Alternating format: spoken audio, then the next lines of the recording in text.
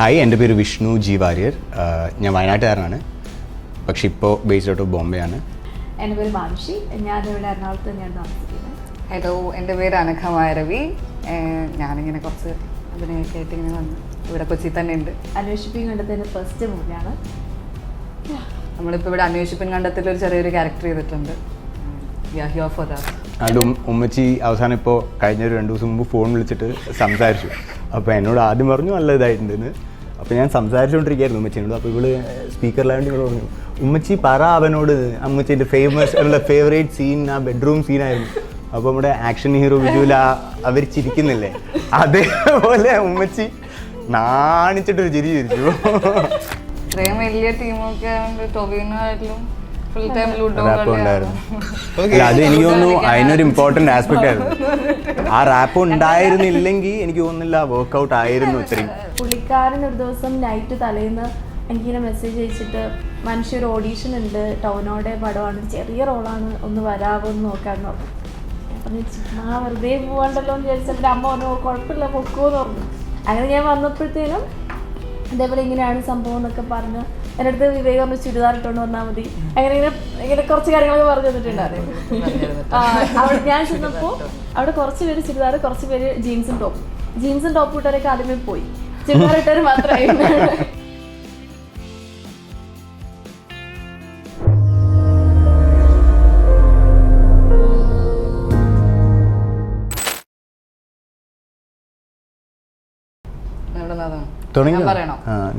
അന്വേഷിപ്പിൻ കണ്ടത്തും എനിക്ക് എൻ്റെ സെക്കൻഡ് മൂവിയാണ് ചെയ്തത്.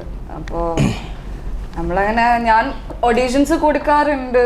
അതല്ലാതെ mostly I am a very lazy person to go and do every auditions. അപ്പോൾ നമുക്കിങ്ങനെ എൻ്റെ ഒരു കോണ്ടാക്ട്സ് അല്ലെങ്കിൽ മുമ്പ് ചെയ്തവർ കണ്ടവർ വിളിച്ച് പറയുക അങ്ങനെയൊക്കെയാണ്. അപ്പോൾ നമ്മളുടെ ഇതിൻ്റെ ഒരു കാസ്റ്റിംഗ് ഡയറക്ടർ തന്നെ കണ്ടിട്ടുള്ളതുകൊണ്ട് അങ്ങനെ വിളിച്ച് നമ്മൾ പ്രോപ്പർ ഓഡീഷൻസ് വഴിയാണ് നമ്മളിതിൽ കയറുന്നത്. അപ്പോൾ അവസാനം അങ്ങനെ ഫിക്സ് ആയി ലവ്ലി എന്ന് പറഞ്ഞൊരു ക്യാരക്ടറിൽ തന്നെ. അത് കുറേ നാളായിട്ട് ഇതിന്റെ കാസ്റ്റിംഗും പരിപാടിയൊക്കെ ഇവര് ചെയ്തിട്ടുണ്ടായിരുന്നു. കാസ്റ്റിംഗ് ഓഡിഷനിങ് ആയിരുന്നു. അങ്ങനെയാണ് ഇവിടെ എത്തുന്നത്. ഞാൻ ആക്ച്വലി മുമ്പൊരു സീരീസിന് വേണ്ടിയിട്ട് ഒരു ഓഡീഷൻ അറ്റൻഡ് ചെയ്തിട്ടുണ്ടായിരുന്നു. അപ്പം അവിടെ വിവേക് എന്ന് പറഞ്ഞിട്ട് ഞങ്ങളുടെ ഒരു ഫ്രണ്ട്, അന്നാണ് ഞങ്ങൾ കാണുന്നത്. സോ പുള്ളിക്കാരൻ ഒരു ദിവസം നൈറ്റ് തലേന്ന് എനിക്കിങ്ങനെ മെസ്സേജ് അയച്ചിട്ട്, മനുഷ്യൊരു ഓഡീഷൻ ഉണ്ട്, ടൗനോടെ പടമാണ്, ചെറിയ റോളാണ്, ഒന്ന് വരാമോ എന്ന് നോക്കാമെന്ന് പറഞ്ഞു. അപ്പം ചുമ്മാ വെറുതെ പോകണ്ടല്ലോ എന്ന് വിചാരിച്ചപ്പോൾ അമ്മ പറഞ്ഞു കുഴപ്പമില്ല പൊക്കുമെന്ന് പറഞ്ഞു. അങ്ങനെ ഞാൻ വന്നപ്പോഴത്തേനും അതേപോലെ ഇങ്ങനെയാണ് സംഭവം എന്നൊക്കെ പറഞ്ഞ് എൻ്റെ അടുത്ത് വിവേക് പറഞ്ഞ് ചുരിദാർ ഇട്ടുകൊണ്ട് വന്നാൽ മതി, അങ്ങനെ കുറച്ച് കാര്യങ്ങളൊക്കെ പറഞ്ഞു തന്നിട്ടുണ്ടായിരുന്നു. അവിടെ ഞാൻ ചെന്നപ്പോൾ അവിടെ കുറച്ച് പേര് ചുരിദാർ, കുറച്ച് പേര് ജീൻസും ടോപ്പ് ഇട്ടവരൊക്കെ ആദ്യമേ പോയി, ചുരിദാർ ഇട്ടവർ മാത്രമായി. എന്നിട്ട് കുറച്ച് സംഭവങ്ങൾ തന്നിട്ട് ചെയ്യിപ്പിച്ചു. ദെൻ ഡാർവിൻ വന്നു, കണ്ടു, സംസാരിച്ചു. ഡാർവിൻ വിവേകമായിട്ട് സംസാരിച്ചോളൂ. വിവേക് ഞാൻ വീട്ടിൽ വിളിച്ചു പറഞ്ഞു സെലക്റ്റഡ് ആണ്, 2 ദിവസം കഴിഞ്ഞാൽ ഷൂട്ട് സ്റ്റാർട്ട് ചെയ്യുമെന്ന് പറഞ്ഞു. ആക്ച്വലി എനിക്ക് ക്യാരക്ടറിനെ കുറിച്ച് ഒരു ഐഡിയ ഇല്ല, ഒരു ചേച്ചിയുടെ റോളാണെന്ന് മാത്രമേ അറിയൂ. പിന്നെ സംഭവം ചെയ്തു വന്നപ്പോഴാണ് ഇങ്ങനെ അറിയുന്നത്. അടിപൊളി. എൻ്റെ ആക്ച്വലി അതെ ചുരിദാറിട്ട് എനിക്ക് ആക്ച്വലി 2 പ്രാവശ്യം ഓഡിഷൻ നടന്നു. അപ്പോൾ ഫസ്റ്റ് ടൈം ഓഡിഷൻ നടന്നത് എനിക്ക് നമ്മുടെ കക്ഷി അമ്മിണിപ്പള്ളി എഴുതിയ സനിലേഷ് എന്ന് പറഞ്ഞൊരു റൈറ്റർ ഉണ്ട്. അപ്പോൾ പുള്ളിക്കാരൻ മാനന്തവാടിക്കാരൻ, എൻ്റെ നാട്ടുകാരനായതുകൊണ്ട് നമുക്ക് അറിയാം, പണ്ട് മുതൽ അറിയാം. പക്ഷെ ഞാൻ ബോംബെ ബേസ്ഡ് ആയതുകൊണ്ട് എനിക്ക് പുള്ളിക്കാരനെ കുറേ കാലമായിട്ട് കാണാൻ പറ്റിയിട്ടില്ല. അപ്പോൾ ഞാൻ കഴിഞ്ഞ ജാനിൽ വയനാട്ടിലുണ്ടായിരുന്നു. നാട്ടിലുണ്ടായിരുന്നപ്പോൾ കോഴിക്കോട് യുവജനോത്സവം നടക്കുക. അപ്പോൾ സനിലേഷ് അവിടെ ഉണ്ടായിരുന്നു യുവജനോത്സവം കാണാൻ. അപ്പോൾ ഞാൻ വയനാട്ടിലുണ്ടെന്ന് പറഞ്ഞപ്പോൾ നമ്മൾ സംസാരിച്ചപ്പോൾ പറഞ്ഞു എന്തായാലും നീ വാ വെറുതെ യുവജനോത്സവം കാണാമെന്ന് പറഞ്ഞു. അപ്പോൾ ഞാൻ യുവജനോത്സവം കാണാൻ വേണ്ടി പുള്ളീനെ മീറ്റ് ചെയ്യാൻ വേണ്ടി അവിടെ എത്തി, കോഴിക്കോട് എത്തിയപ്പോൾ മിലിന്ദു ഉണ്ടായിരുന്നു. മിലിന്ദ് അവൻ്റെ ഫ്രണ്ടാണ്. സോ അതിൽ ഇൻട്രസ്റ്റിംഗ് ആയിട്ടുള്ള സംഭവം എന്ന് പറഞ്ഞാൽ മിലിന്ദ് അവിടെ യുവജനോത്സവത്തിന് വന്നത് ഇവളുടെ ക്യാരക്ടറെ തപ്പാനാണ്. അപ്പോൾ ആ സമയത്ത് ആക്ച്വലി തുടങ്ങിയ സമയത്ത് നമ്മുടെ എല്ലാവരുടെയും ക്യാരക്ടേഴ്സിൻ്റെ വയസ്സും കുറച്ച് കുറവായിരുന്നു, അല്ലെങ്കിൽ 18-19 ആ ഒരു റേഞ്ചിലായിരുന്നുള്ളത്. അപ്പോൾ ഇവൾക്ക് വേണ്ടിയിട്ട് മാത്രമായിട്ടാണ് വന്നത്. അപ്പോൾ ഞാനും ഉണ്ടായിരുന്നു. അപ്പോൾ ഞാൻ സനി പിന്നെ മിലിന്ദ എല്ലാവരും കൂടെ ഫുൾ യുവജനോത്സവം ഇരുന്ന് കണ്ടു ആരാ ഉണ്ടാവുക. നമ്മൾ ആക്ച്വലി ഇവളെ കാസ്റ്റ് ചെയ്യാൻ വേണ്ടി ഫുള്ള് എല്ലാം കണ്ടു, പക്ഷേ കിട്ടിയില്ല ആരെയും. ഇത് നമ്മൾ ഓക്കെ ആയി സംഭവങ്ങളൊക്കെ പറഞ്ഞ് തിരിഞ്ഞു പോയി. അപ്പോഴാണ് ഞാൻ ആദ്യം മിലിനെ കാണുന്നത്. പിന്നെ ഒരു മാസം കഴിഞ്ഞിട്ട് മിലിന്ന് എന്നെ കോൾ ചെയ്തിട്ട് പറഞ്ഞു, എടാ ഇപ്പോൾ ക്യാരക്ടേഴ്സിൻ്റെ കുറച്ച് ക്യാരക്ടേഴ്സും ഏജൊക്കെ മാറിയിട്ടുണ്ട്, കുറച്ച് 24-25 മാറിയിട്ടുണ്ട്, അപ്പോൾ ഒരു ക്യാരക്ടറുണ്ട്, നീ ഒന്ന് ഓഡിഷൻ ചെയ്ത് നോക്കുന്നത്. അങ്ങനെയാണ് ഞാൻ ആദ്യമായിട്ട് അവൻ്റെ ഇതിൽ കൊടുത്തത്. അപ്പോൾ സനിയും മിലിന്തലുമാണ് ഫസ്റ്റ് ടൈം ഞാൻ വന്നത്. എന്നിട്ട് എറണാകുളം വന്നു, തിയേറ്റർ ഓഫ് ഡ്രീംസിൽ ഓഡിഷൻ ചെയ്തു, അതിഷ്ടപ്പെട്ടു, ഒരുവിധം സംഭവങ്ങളൊക്കെ ആയി. പക്ഷേ ഇതെന്ന് സംഭവം എന്ന് പറഞ്ഞാൽ ഇത് ഫസ്റ്റ് ഒരു നമ്മുടെ സെക്കൻഡ് ഹാഫ് ദ മൂവി ആയിരുന്നു ഫസ്റ്റ് ഷൂട്ട് ചെയ്തത്. അപ്പോൾ അതിൻ്റെ ആ സമയത്തായിരുന്നു ഇത് മൊത്തം നടന്നത്. അത് കഴിഞ്ഞിട്ട് മിലിന്ദ് ഇതിൽ നിന്ന് വിട്ടുപോയി, വേറെ ഏതോ ഇതിൽ പോയി. അപ്പോൾ വിവേക് വീണ്ടും അതിലേക്ക് വന്നു. വിവേക് ആൻഡ് മിലിന്ദാണ് കാസ്റ്റ് ചെയ്തത്. അപ്പോൾ വിവേക് വീണ്ടും വന്നു.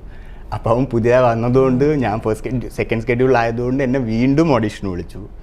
എന്നിട്ട് ഞാൻ വീണ്ടും വന്നു, തുടക്കം മുതൽ വീണ്ടും ചെയ്തു. അപ്പോൾ അങ്ങനെ 2 പ്രാവശ്യം ചെയ്തു. അത് എനിക്ക് തോന്നുന്നു ചെയ്തില്ലേ, വിവേകിനൊന്ന് അവനും ഒന്ന്, ഒരെണ്ണം വിവേകിന്. അങ്ങനെ എനിക്ക് 2 ദിവസം മുമ്പല്ലേ ഇത്, 2 ദിവസം നമ്മൾ എനിക്ക് 5-6 മാസം മുമ്പ് മറ്റേ തുടങ്ങിയതാ. അതിങ്ങനെ മെല്ലെ 2-3 പ്രാവശ്യം മാറി. എനിക്ക് അതുകൊണ്ട് ഭയങ്കര ഒരു എക്സൈറ്റ്മെന്റ് ആണ്, വിഷമമാണ്, എന്താ സംഭവം എനിക്ക് വർക്ക്ഔട്ട് ആകുന്നില്ല. ഞാൻ അവിടെ ചെല്ലുന്ന എന്റെ ലൈഫിൽ ആദ്യമായിട്ടായിരുന്നു 100-150 പേരൊക്കെ ഉള്ള ഒരു സെറ്റ് ഞാൻ പോകുന്നത്. ഇപ്പൊ മോഡലിംഗ് ആണെങ്കിൽ പോലും വളരെ ചെറിയ ഇതായിരിക്കും. ഞാൻ അവിടെ ചെന്നപ്പോൾ ഞാൻ മാത്രമേ ഉള്ളൂ ഒരൊറ്റ പെണ്ണായിട്ട് അവിടെ, ബാക്കി എല്ലാവരും കുറേ മെൻസിനിടെ ഞാനിങ്ങനെ ഇരിക്കാം. ബാബു ചേട്ടൻ ഉണ്ടല്ലോ നമ്മുടെ ഏടി, ബാബു ചേട്ടൻ സൈഡിൽ കൂടെ നടന്നപ്പോൾ ഞാൻ എഴുന്നേൽക്കും. ഇല്ലല്ല ഇരുന്നോളൂ, അത്ര ഓക്കെ. വീണ്ടും ബാബു ചേട്ടൻ വീണ്ടും അയ്യോ കുട്ടി ഇരുന്നോളൂ. ബാബു കാണുന്നുണ്ടെങ്കിൽ റെസ്പെക്ട് ഉണ്ടെന്ന് പുള്ളി ലൈക്ക് ഞാൻ വെച്ചാൽ പുള്ളിയെ ഡയറക്ടർ എന്നാണ് വിചാരിച്ചത്. അതുകൊണ്ട് എനിക്ക് ആരെന്താന്നും അറിയില്ല. ഈ AD ഡയറക്ടർ പരിപാടി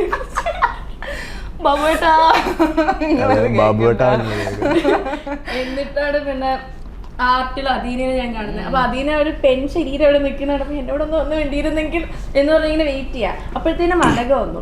സോ അപ്പോഴേ ഞാൻ അറിയുന്ന അനഘ ഈ പടത്തിലുണ്ട് എന്നുള്ളത്. നമുക്ക് ഇതിനു മുമ്പേ അറിയായിരുന്നു, എനിക്കറിയില്ലായിരുന്നത് ഈ കുട്ടിയാണ് മുമ്പ് പരിചയം ഉണ്ടായിരുന്നു. പക്ഷെ ഞങ്ങൾക്ക് രണ്ടുപേർക്ക് അറിയില്ല. ഞങ്ങൾ രണ്ടുപേരും ഇതില് ലൈക്ക് അങ്ങോട്ടും ഇങ്ങോട്ടും അറിയില്ല. ഞാൻ അറിയുന്നു അനഘയോ ലൈക്ക് മനുഷ്യോ ഞങ്ങൾ രണ്ടുപേരും എന്റെ പേര് പറഞ്ഞപ്പോ ഞാൻ അറിഞ്ഞായിരുന്നു. പക്ഷെ എന്റെ അടുത്ത് ആരൊന്നും പറഞ്ഞില്ല. എനിക്ക് ചേച്ചി എന്നുള്ള സാധനം മാത്രമേ അറിയുള്ളൂ. മനുഷ്യ ചേച്ചിയാണ്. ആരുടെ ചേച്ചി? അങ്ങനെ ഭയങ്കര അൺഎക്സ്പെക്റ്റഡ് പരിപാടിയായിരുന്നു.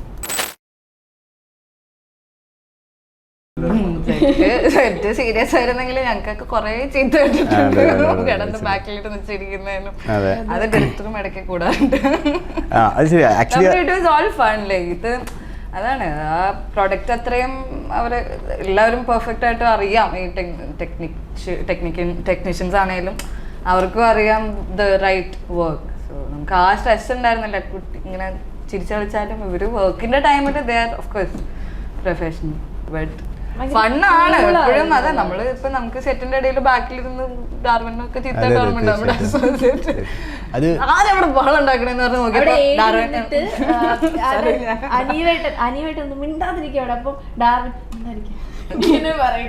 ഞങ്ങളെല്ലാവരും സീരിയസ് ആണ് സംഭവമെങ്കിൽ പോലും കൂൾ മൈൻഡാ. എനിക്ക് തോന്നുന്നു ഡാർവിന്റെ മൈൻഡ് ഭയങ്കര കൂളായിരുന്നു.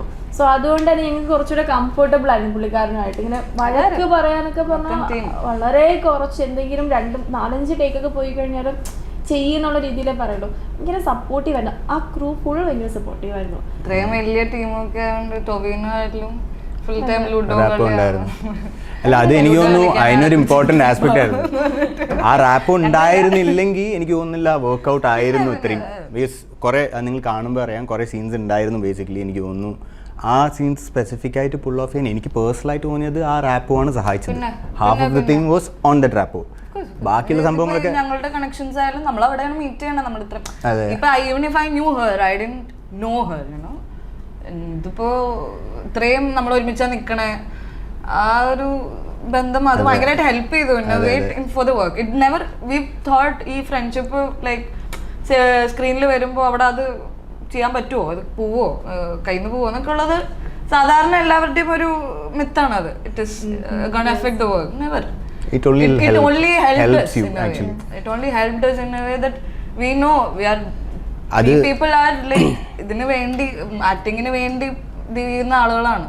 വിനോദ സീരിയസ്നെസ് അത് ഡാർവിൻ ബേസിക്കലി എനിക്ക് തോന്നുന്നു പുള്ളിക്കാരനും മനസ്സിലാവുന്നുണ്ടല്ലോ ആക്ച്വലി. ഹി ഓൾസോ അതുകൊണ്ടാണ് എനിക്ക് തോന്നുന്നു he was also with us like അങ്ങനെ ഒരു റാപ്പോ ബിൽഡ് ചെയ്യാൻ പുള്ളിയും മാക്സിമം എഫേർട്ട് പുള്ളിക്കാരനല്ലോ ഇത് ഡാർവിൻ. അത് രണ്ടുപേരും നമ്മള് never made us feel like ഇത്രയും വലിയൊരു സംഭവമാണ് നമ്മൾ ചെയ്യാൻ പോണേ. അല്ല അത് ആക്ച്വലി ഇമ്പോർട്ടന്റ് ആണ് വെച്ചാൽ ഈ റിയാലിറ്റി ചെക്സ് ഒക്കെ അടിക്കണ എപ്പോഴല്ലേ നമ്മൾ ചെയ്യുമ്പോ ഇല്ലായിരുന്നു. ഈ സെയിം ഡൗട്ട് എനിക്കുണ്ടായിരുന്നു. സെറ്റ് ഇത്രയും ഇതായി കഴിഞ്ഞാൽ അപ്പൊ ഞാൻ വേറെ 2 സ്കെഡ്യൂൾ ആയിട്ടാണല്ലോ ചെയ്തത്. സെക്കൻഡ് ഹാഫിലെ ടീമിനോട് ഞാൻ ചോദിച്ചു, എനിക്കൊന്നും ഞങ്ങളുടെ ടീമിലുണ്ടായിരുന്നതിനേക്കാളും എക്സ്പീരിയൻസ് ആയിട്ടുള്ള ഒരുപാട് ആർട്ടിസ്റ്റുകൾ അതിലുണ്ടായിരുന്നു, എക്സ്ട്രാ അതിലായിരുന്നു. ചോദിച്ചു പറഞ്ഞു കുറച്ച് പ്രൊഫഷണൽ രീതിയിൽ തന്നെ ആയിരുന്നു, ലൈക്ക് കുറച്ച് സീരിയസ് ആയിരുന്നു എല്ലാവരും എന്നുള്ള രീതിയിൽ. പക്ഷെ ഞങ്ങൾക്ക് വരുമ്പോൾ എല്ലാവരും കുറച്ചധികം പേര് പുതിയ ആളുകളാണ്. തേജസ്വിനി ഞങ്ങളുടെ അനിയത്തിയായിട്ട് അഭിനയിച്ച കുട്ടി, ഞങ്ങളുടെ അമ്മയായിട്ട് അഭിനയിച്ച റിനി ആന്റി, നമ്മുടെ തേജസ്വിനി ഇല്ലല്ലേ ആർക്കറിയാന്ന് പറഞ്ഞിട്ട് നമ്മുടെ നമ്മുടെ അനിയത്തിയായിട്ട് അഭിനയിച്ച ആള് തേജസ്വിനി നല്ലായിരുന്നു.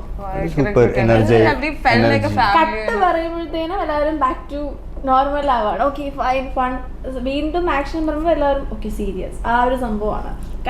ഞങ്ങളുടെ ഒരു സീൻ എടുക്കുന്ന സമയത്ത് ലുട്ടാപ്പി, അശ്വതി ചേച്ചി, ഞാൻ, തേജസ്വിനി, ഞങ്ങളുടെ അമ്മ എല്ലാവരും നിൽക്കുന്ന ഒരു സീനുണ്ട് തുടക്കത്തില്. ഭയങ്കര സീരിയസ് ആയിട്ടൊരു സംഭവം സംസാരിക്കുന്ന സീനാണ്. ഞങ്ങൾ എല്ലാവരും ഭയങ്കര ഫണ്ണായിട്ട് ഇങ്ങനെ ലുട്ടാപ്പിയുടെ ലോഗോ വരയ്ക്കണം. ലുട്ടാപ്പിക്ക് പുതിയ യോഗ ക്ലാസ് തുടങ്ങാൻ വേണ്ടിയിട്ട് ലോഗോ കണ്ടുപിടിക്കും. യോഗോ കൊള്ളാം. ലുട്ടാപ്പി കിട്ടി യോഗോ. അങ്ങനെ പുള്ളിക്കാരി ചെയ്തോണ്ടിരിക്കുക. അപ്പൊ ഡയറക്ടർ ആക്ഷൻ പറയുമ്പം എല്ലാവരും എന്നെ സ്വിച്ചിട്ട പോലെ എഴുന്നേറ്റ് അവരവരുടെ സ്പോട്ടിൽ പോവും. കട്ട് പറയുമ്പോൾ വീണ്ടും വരും. അങ്ങനെ ഒരു വൈബായിരുന്നു. എല്ലാവരുടെ ഇടയിലൊരു കണക്ഷൻ ഉണ്ടായിരുന്നു. അത് പടത്തിനെ വർക്ക്ഔട്ട് ചെയ്യുന്നതിൽ ഏറ്റവും നന്നായിട്ട് ഹെൽപ്പ് ചെയ്തിട്ടുണ്ട്.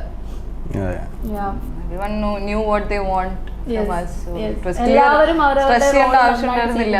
നല്ല വൃത്തിക്ക് എല്ലാം ആയതുകൊണ്ട് ഇത്രയും വലിയ ടീമല്ലേ നമ്മളെന്താ it is easy no. They know what to do. വരില്ല പ്രൊഡക്ഷൻ ആയാലും അവരെല്ലാം പക്കയാണ്. അപ്പൊ നമുക്ക് അതിന്റെ ഒരു വരിയില്ല. Just do the thing what you are suppose to do and leave.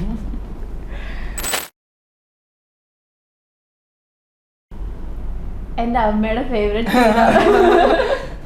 പുള്ളിക്കാരി കണ്ടിട്ട് എനിക്ക് ആ സാധനം കേൾക്കാൻ ഐ വാസ് ലൈക്ക് എനിക്കിതെങ്ങനെ, ഞങ്ങൾ ഓൾറെഡി ചെറിയൊരു ബിറ്റ് അവിടെ കണ്ടിട്ടുണ്ടായിരുന്നു ഷൂട്ട് ചെയ്ത സമയത്ത്. പക്ഷെ എൻ്റെ അമ്മ കഴിഞ്ഞിറങ്ങിയപ്പോൾ പറഞ്ഞു ആ സീൻ അടിപൊളിയായിരുന്നു, എനിക്ക് ഭയങ്കരമായിട്ട് ഇഷ്ടപ്പെടുന്നുണ്ട്. അപ്പൊ എനിക്ക് മനസ്സിലായി ഓക്കെ അമ്മയ്ക്ക് അത് ഇഷ്ടപ്പെടണമെങ്കിൽ അത്രയും ക്ലാസ് ആയിട്ടല്ല ചെയ്തിരിക്കുന്നത്. So it was fun and good. നന്നായിരുന്നു, കംഫർട്ടബിൾ ആക്കിയിട്ട് തന്നെ ഞങ്ങൾ അത് ചെയ്തത്. ഉമ്മച്ചി അവസാനം ഇപ്പോൾ കഴിഞ്ഞ ഒരു 2 ദിവസം മുമ്പ് ഫോൺ വിളിച്ചിട്ട് സംസാരിച്ചു. അപ്പോൾ എന്നോട് ആദ്യം പറഞ്ഞു നല്ല ഇതായിട്ടുണ്ടെന്ന്. അപ്പോൾ ഞാൻ സംസാരിച്ചുകൊണ്ടിരിക്കുകയായിരുന്നു ഉമ്മച്ചിനോട്. അപ്പോൾ ഇവള് സ്പീക്കറിലായിട്ട് ഇവള് പറഞ്ഞു ഉമ്മച്ചി പറ അവനോട് അമ്മച്ചിൻ്റെ ഫേവറേറ്റ് സീൻ ആ ബെഡ്റൂം സീനായിരുന്നു. അപ്പോൾ നമ്മുടെ ആക്ഷൻ ഹീറോ വിജുല അവർ ചിരിക്കുന്നില്ലേ, അതേപോലെ ഉമ്മച്ചി നാണിച്ചിട്ടൊരു ചിരി ചിരിച്ചു. അത് ഭയങ്കര ക്യൂട്ടായിരുന്നു. എനിക്കും വളരെ സന്തോഷം തോന്നി at the end of the day അങ്ങനെ ഒരു സംഭവം ചെയ്തതിന്. പിന്നെ എനിക്ക് തോന്നുന്നു നേരത്തെ പറഞ്ഞ ചോദ്യം വാസ് ഇതിൽ ഭയങ്കര റിലേറ്റഡ് ആണെന്ന് വെച്ചാൽ അങ്ങനെ ഒരു സീൻ എനിക്ക് തോന്നുന്നു പുൾ ഔട്ട് ചെയ്യണമെങ്കിൽ നമ്മളുടെ കുറച്ച് ദിവസത്തെ ആ റാപ്പോ അതുണ്ടായിരുന്നത് കൊണ്ടാണ് ഒരു പ്രശ്നമില്ലാണ്ട് നടന്നത്. At the end of the day നമ്മൾ രണ്ടുപേരും ചെയ്യുമ്പോൾ അങ്ങോട്ടും ഇങ്ങോട്ടുള്ള റെസ്പെക്റ്റും ബിലീഫും ആണല്ലോ at the end of the day നടക്കുന്നത്. പിന്നെ അധികം ആളുണ്ടായിരുന്നില്ല, ആകെ ഡാർവിനും ഗൗതം DOP ഉണ്ടായിരുന്നുള്ളൂ, വേറെ ആരും ഉണ്ടായിരുന്നില്ല. സോ അങ്ങനെ ഒരു സേഫ് സ്പേസും എൻവയറമെൻറ്റും ഒക്കെ തന്നിട്ടാണ് ചെയ്തത്. സോ അതുകൊണ്ടാണ് ഇതിലിപ്പം ഇവർ പറഞ്ഞു ഭയങ്കര ഇങ്ങനെ ബെഡ്റൂം സീനാണ് ചെയ്യുന്നത്. സോ ഈ ആരെയും കേട്ടില്ല, അദീനെയും കേട്ടില്ല, ആരെയും കേട്ടില്ല എന്നൊക്കെ പറഞ്ഞു. അദീന ആർട്ടിലുള്ള കുട്ടിയാണ്, she's my best friend actually. And അപ്പം എല്ലാവരും ഇങ്ങനെ എക്സ്പെക്ട് ചെയ്യുന്ന സാധനം എന്ന് പറഞ്ഞാൽ ഓക്കെ ഇൻറ്റിമസി സീനായിരിക്കും, ക്യൂരിയസ് ആണ്. അവസാനം ഈ സാധനം അറിയുമ്പോൾ ഇതിനായിരുന്നു ഞങ്ങൾ വെളിയിൽ നിർത്തിയേ. പക്ഷെ ആ സാധനത്തിന് അവർ അത്രയ്ക്കും ഞങ്ങളുടെ ഫീലിങ്സിന് ഇമ്പോർട്ടൻസ് തന്നിട്ടുണ്ടായിരുന്നു. എൻ്റെ ഫസ്റ്റ് മൂവിയാണ്. സോ ഞങ്ങൾ രണ്ടുപേരും ആ ഷൂട്ട് ചെയ്യുന്ന സമയത്ത് വളരെ കുറച്ച് ഡേയ്സ് ആയിട്ടുണ്ടായിരുന്നുള്ളൂ. അപ്പം അതിൻ്റെതായ ഇഷ്യൂസ് കാണും. അഫ്കോഴ്സ് ഞങ്ങളും കുറച്ച് ടെൻസ്ഡ് ആയിരുന്നു എന്താണ് പരിപാടി എന്ന്. പക്ഷെ ചെയ്ത് വന്നത് ഔട്ട് കണ്ടപ്പോൾ ഞങ്ങൾക്ക് പേഴ്സണലി എനിക്ക് ഭയങ്കര ഹാപ്പിയായി. നല്ലൊരു സീൻ നന്നായിട്ട് മേക്ക് ചെയ്തിട്ടുള്ളത് ഇത് തന്നെയാണ്. എല്ലാവർക്കും അത് തന്നെ അഭിപ്രായം, നന്നായിട്ട് ചെയ്തിട്ടുണ്ട്. ആ സീൻ എടുത്ത് വന്നേക്കുന്നത് ഭയങ്കര ക്ലാസ് ആയിട്ടുണ്ടെന്ന്. അതെ, വിഷ്ണു മറ്റേ തിരിഞ്ഞു നിന്നിട്ട് ആ ഒരു സംഭവം ഇങ്ങനെ മാറ്റി തിരിയുന്ന ഒരു സാധനം നന്നായിരുന്നു. റെഫറൻസ് ഉണ്ടായിരുന്നു.